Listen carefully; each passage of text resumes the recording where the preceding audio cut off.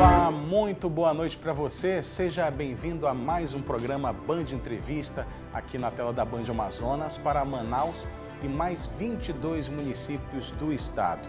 Eu sou Neto Cavalcante e hoje o nosso convidado é um convidado especial. Ele é jornalista, escritor, foi presidente da Câmara dos Deputados, 5 vezes deputado federal pelo estado de São Paulo. Estou falando de Aldo Rebelo e que lançou um livro aqui na capital amazonense durante o Fórum da Construção Imobiliária, Fórum Norte-Nordeste. Muito obrigado pela presença, por ter aceito o nosso convite de estar aqui no Band Entrevista hoje. Muito obrigado, boa noite, Neto, boa noite aos que nos acompanham. E é uma grande alegria voltar ao Amazonas, voltar à nossa querida cidade de Manaus e conversarmos sobre os desafios do Amazonas, da Amazônia, que são os mesmos desafios do Brasil. O senhor já veio aqui muitas vezes, mas o motivo que lhe traz agora é o lançamento do livro, né? O quinto movimento, propostas de uma obra, de uma construção inacabada.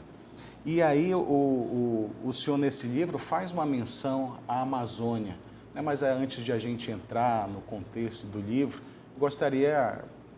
grande parte do nosso público já lhe conhece, mas como no livro que o senhor começa se apresentando, eu gostaria que o senhor se apresentasse também para o público aqui do Band Entrevista. Neto, na verdade eu dedico um capítulo à Amazônia, sobre os desafios, a história da Amazônia, que representa 60% do nosso território e representa a promessa de futuro que o Brasil pode aguardar. E outros capítulos também eu trato de forma indireta sobre a Amazônia, como na área de defesa nacional, ciência e tecnologia. E o lançamento do livro, ele começa por uma explicação sobre o título. Por que quinto movimento? Porque eu divido a história do Brasil em 4 grandes períodos, que eu chamo de movimentos. O primeiro movimento é o da construção da base física do nosso território, quando o Brasil tomou essa dimensão continental. O Brasil já era desse tamanho em 1750. Nós já tínhamos da Foz do Amazonas a Tabatinga, no acordo de Portugal com a Espanha, que foi o Tratado de Madrid. Esse foi o primeiro movimento, a construção da nossa geografia. O segundo movimento é a construção da nossa independência. Como você consegue arrancar de uma monarquia europeia a joia da sua coroa, que era o Brasil, e manteve esse país unitário, unido, com 8,5 milhões de quilômetros quadrados, desde que nós nos tornamos independentes. O terceiro movimento é como você consolida essa unidade em meio a muitas guerras civis, ameaças separatistas. Nós tivemos uma república proclamada no Rio Grande do Sul, nós tivemos a criação de um país lá no Nordeste, que era a Confederação do Equador, e nós superamos tudo isso no terceiro movimento, mantendo o país unido.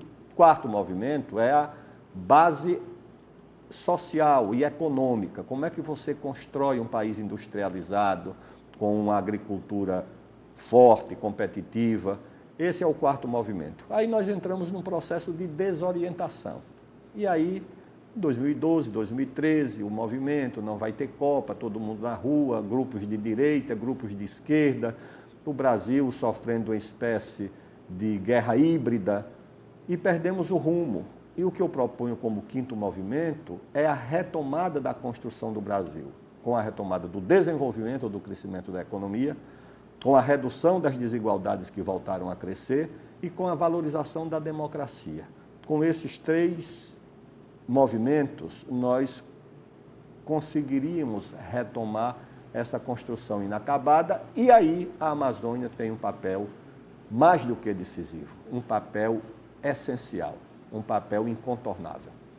E o senhor citou esses movimentos e todas as lutas, os desafios que tiveram, né, como essas divisões. O senhor falou que os movimentos eles se consolidam no Brasil quando ele é feito por forças heterogêneas, né? E a gente vê, desde há pouco tempo até os dias de hoje, uma tentativa de dividir o Brasil entre direita e esquerda. Como é que o senhor vê isso de acordo com essa sua visão do heterogêneo? Neto, essa é a nossa tragédia, porque essa é uma divisão falsa, essa é uma divisão artificial, essa é uma guerra que só nos conduz à tragédia, ao desastre. Você dividiu o país entre esquerda e direita. Outros querem dividir o Brasil, uma nação miscigenada, mestiça, como se fôssemos um país de pretos e brancos, copiando o modelo americano. Outros querem dividir o país a partir de gênero, homens e mulheres em guerra. Claro que tem as diferenças, que você tem que lutar pela igualdade, que você tem que lutar por direitos iguais, que você tem que combater o racismo, que você tem que combater o preconceito. Isso tudo é muito justo, mas você não pode fazer isso a partir da divisão da sociedade, e sim a partir da união de todos, tendo como objetivo o interesse nacional. Mas dividir o Brasil entre esquerda e direita. Quem é de esquerda diz que o país está ameaçado pelo fascismo e que precisa todo mundo se unir contra o fascismo. Quem é de direita diz que o país está ameaçado pelo comunismo e que precisa se unir todo mundo contra o comunismo. Quando, na verdade, o país não está ameaçado nem pelo fascismo, nem pelo comunismo. O país está ameaçado pela estagnação da economia, pela falta de emprego, pela falta de crescimento, pela falta de infraestrutura, pela falta de perspectiva para a sua juventude. Os problemas unem o Brasil. O desemprego não bate na porta perguntando a ideologia do desempregado. A violência não escolhe eleitor para poder manifestar o seu peso e a sua tragédia. Quando a gasolina aumenta, não aumenta com dois preços diferentes para quem votou em A ou votou em B. Então, se os problemas unem o país, por que a solução também não pode unir? A retomada do crescimento interessa a todo mundo. Interessa ao empresário. Qual o empresário que não quer que o país volte a crescer? Qual o trabalhador ou o jovem que está terminando um curso técnico ou universidade que não deseja que o país volte a se desenvolver para ele ter esperança e emprego? Quem é que não quer o combate à desigualdade? Todo mundo. Quando o país melhora a sua renda, melhora também o consumo das famílias, melhora a possibilidade de crescimento do empresário e do mercado. Então, o que eu proponho é que o Brasil abandone a guerra das ideologias e se una em torno do interesse comum, do interesse público, do interesse nacional, que é voltar a crescer, distribuir riqueza e valorizar a democracia, que é o respeito às opiniões e às ideias diferentes. O Brasil, ele é detentor da Amazônia, mas o mundo olha para a Amazônia como se fosse uma propriedade do mundo. O senhor é um nacionalista e defende, né, o nosso território brasileiro como o nosso. Como é que o senhor vê esses olhares estrangeiros para cima do que está dentro do nosso território? Olha, a Amazônia brasileira, antes da Califórnia ser dos Estados Unidos. Quando o Brasil ficou independente, a Amazônia já era brasileira. Quando os Estados Unidos ficaram independentes, era uma faixa de terra ali no Atlântico. Tudo que veio depois foi conquistado depois da independência. Califórnia, Texas, Novo México, foram tomados do México numa guerra. O Brasil herdou a Amazônia dos seus antepassados, indígenas, portugueses, dos religiosos que aqui fizeram as suas missões. Então, o Brasil não tem por que relativizar a sua soberania sobre a Amazônia. Não pode, o Brasil não deve. Em segundo lugar, o Brasil tem a obrigação de proteger o meio ambiente, de proteger a natureza, mas, ao mesmo tempo em que o Brasil tem essa obrigação com o meio ambiente, o Brasil também tem a obrigação de ajudar a desenvolver a Amazônia. São 30 milhões de brasileiros que vivem aqui. É mais do que a população da Bélgica ou da Holanda, 3 vezes a população de Portugal. Agora, sob qual IDH? Exatamente. Essa população, na região mais rica do país, tem o pior IDH do Brasil. Uma maior taxa de analfabetismo está na Amazônia, maior taxa de mortalidade infantil, a menor oferta de serviços básicos, de água tratada, energia elétrica, a pior infraestrutura do país, você não tem rodovias, você não tem uma rodovia ligando duas capitais como Porto Velho e Manaus, e órgãos do Estado, Ministério Público, abraçado com organizações não governamentais internacionais, para proibir que duas capitais sejam ligadas por rodovia que já foi construída, que apenas exige o trabalho de restauração, e você vê decisões judiciais absurdas. Estou falando da BR-319, que liga Manaus a Porto Velho. Exatamente. Essa rodovia está embargada. Aí tentam embargar as hidrovias, os portos fluviais. Ou seja, a Amazônia está sob um bloqueio. Isso é pressão internacional, ministro? Totalmente internacional. A Amazônia tem dois estados paralelos. Tem o estado formal, institucional, e ao lado desse estado formal, que tem sua estrutura de governo, a Amazônia convive com dois estados paralelos. Qualquer pessoa sabe disso.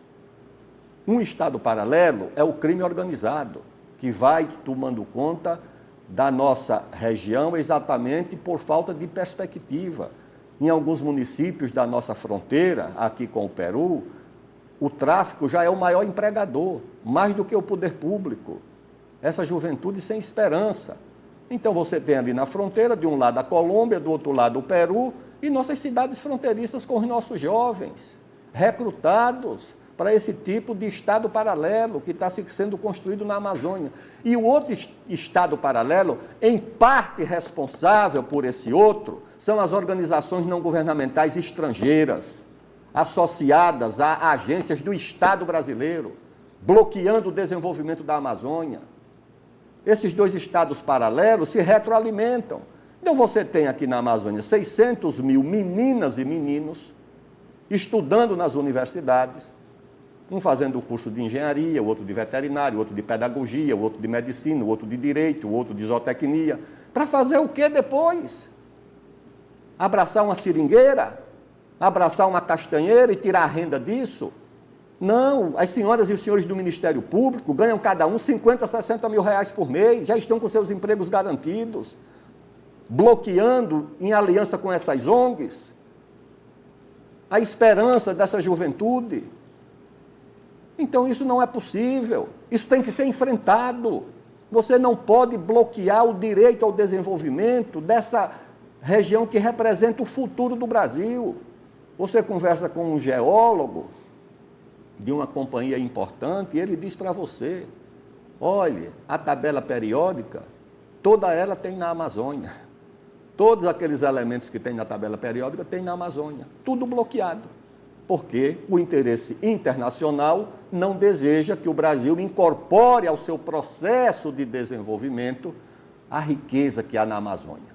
Maior fronteira mineral do mundo. Maior reserva de biodiversidade do mundo, maior reserva de água doce do mundo, maior floresta tropical do mundo, maior rede hidroviária do mundo. Os Estados Unidos se apoiam numa rede hidroviária que é o Mississippi. Há séculos que o Mississippi é uma fonte de riqueza dos Estados Unidos. Os rios europeus são hidrovias. No Brasil, isso está sendo bloqueado. Você não pode fazer uma mudança, como lá no Pará, o Pedral do Lourenço, lá no Rio Tocantins, para permitir que o Rio Tocantins se torne uma hidrovia viável para o desenvolvimento do sul e do sudeste do Pará. Neto, isso é inadmissível.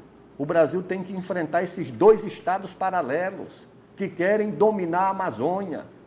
O estado paralelo criminoso, que é o do narcotráfico, e o estado paralelo conduzido pelas ONGs em aliança com agências do próprio Estado brasileiro. E fora que aqui na Amazônia a gente só pode, que tem território, produzir em 20% desse território. Mas isso, ministro, a gente vai falar logo após o intervalo. 2 minutinhos e o Band de Entrevista está de volta.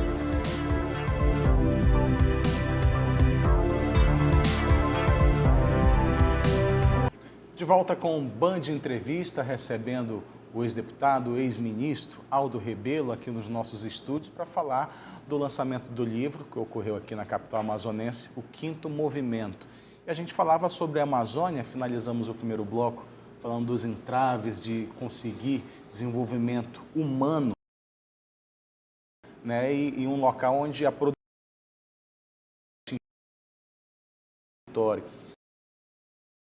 por que aqui no ele consegue seus minérios, por exemplo, é muito maior.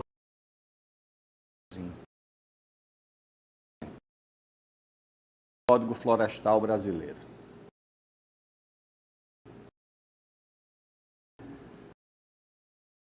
Rural na Amazônia destinará 80% de sua área para a proteção do meio ambiente. Ou seja, cada proprietário dispõe de apenas 20%, o que torna inviável muita atividade, principalmente numa propriedade pequena. Se você tem 100 hectares, na verdade você só possui 20. Principalmente os assentamentos rurais, que são pequenas propriedades, que você inviabiliza exatamente com essa decisão. Nos Estados Unidos não há nenhum tipo de reserva legal. Nos campeões do meio ambiente da Europa, França, Alemanha, Suécia, tem reserva legal para nada, nem tem proteção de mata ciliar. Quem quiser examinar qualquer rio europeu vai verificar que eles usam todas as margens dos rios.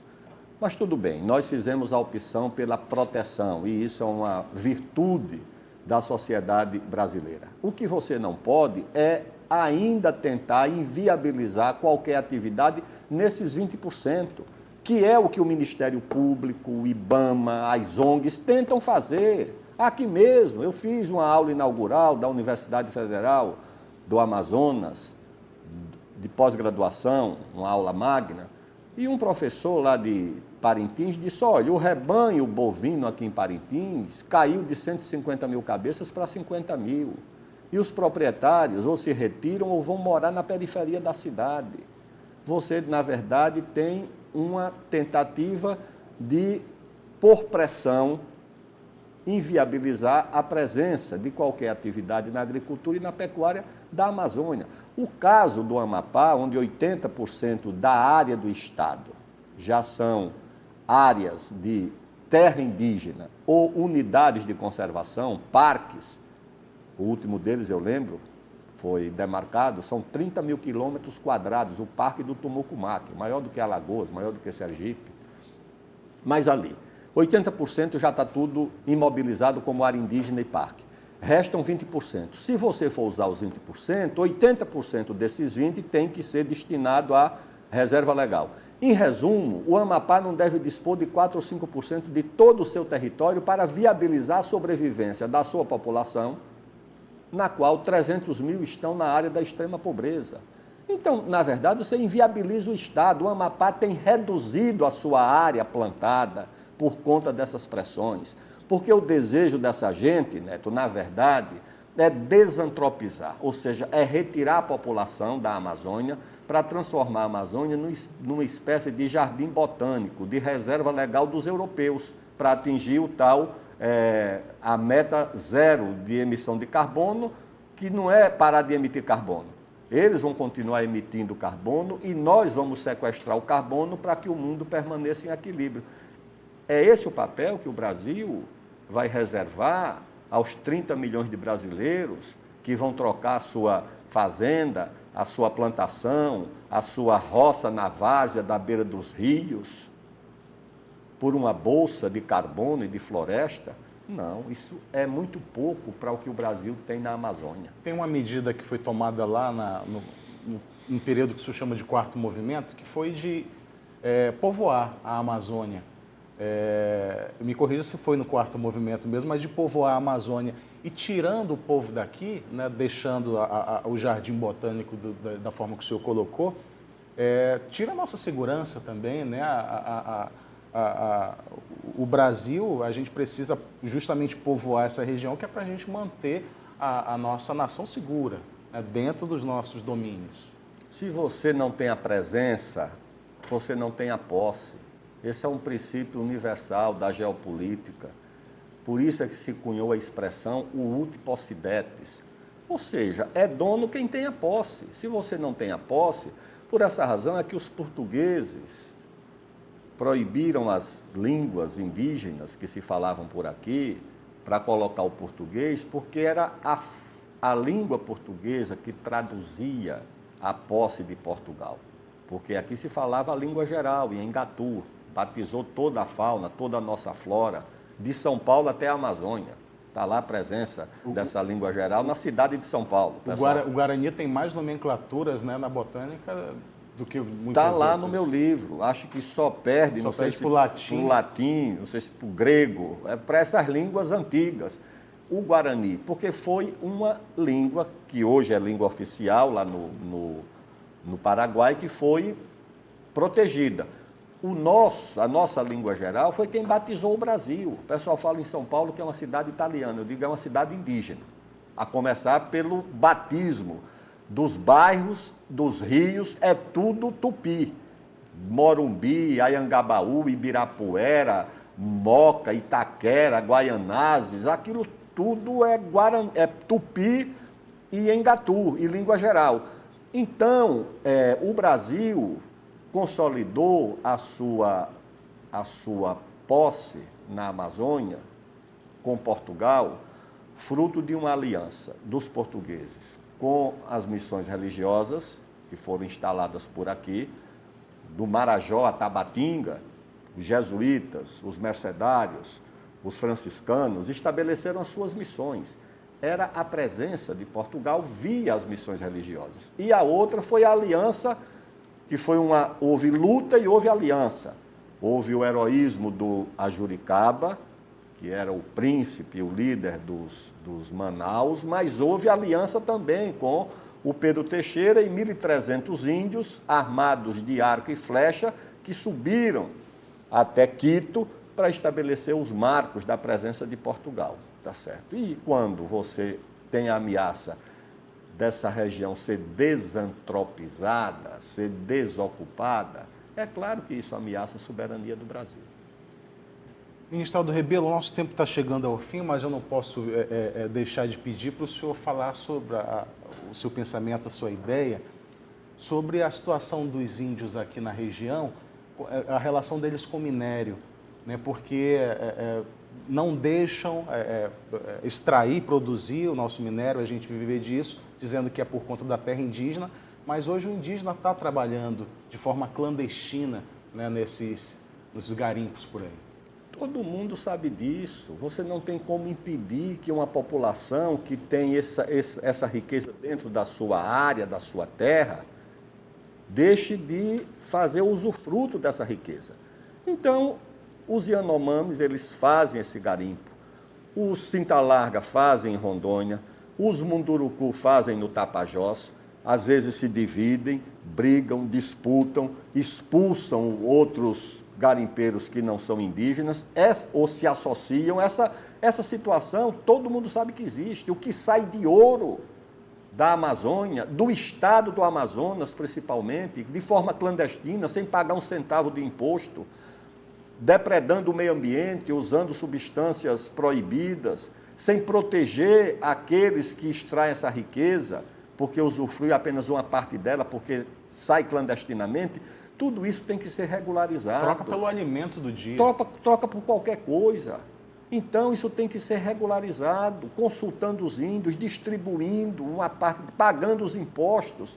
E por que isso não acontece? Eu acho que é porque se compra mais barato o ouro clandestino, o ouro que não paga imposto, o ouro que é fruto do garimpo ilegal. Eu acho que isso interessa a gente que lá fora vende pelo preço de mercado e aqui compra subvalorizado, porque é uma atividade proibida. Então, você tem que proteger as populações indígenas, mas tem que proteger regularizando, como manda a Constituição, nos seus artigos 176 e 231, para que o país, as populações indígenas, os municípios que ficarão com 60% da contribuição sobre a extração mineral, o município que fica, o estado da Amazônia que fica com 15%.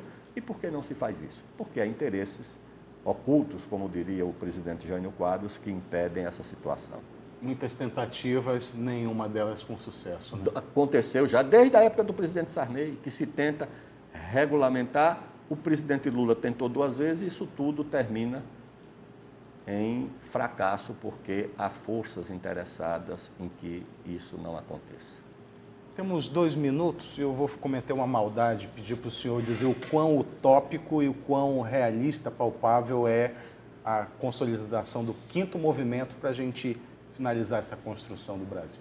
Neto, o 5º movimento é uma necessidade e o 5º movimento tem que ter como referência a Amazônia. Nós vamos ter aqui em 2025 a Conferência da ONU do Clima. Não podemos permitir que essa agenda seja só sobre meio ambiente. As forças sociais, econômicas e políticas do Brasil e da Amazônia precisam que essa agenda seja meio ambiente e desenvolvimento. Desenvolvimento com responsabilidade ambiental, desenvolvimento com responsabilidade social, desenvolvimento com proteção das populações indígenas, desenvolvimento com proteção da natureza, mas desenvolvimento porque a Amazônia representa a encruzilhada do futuro para o Brasil.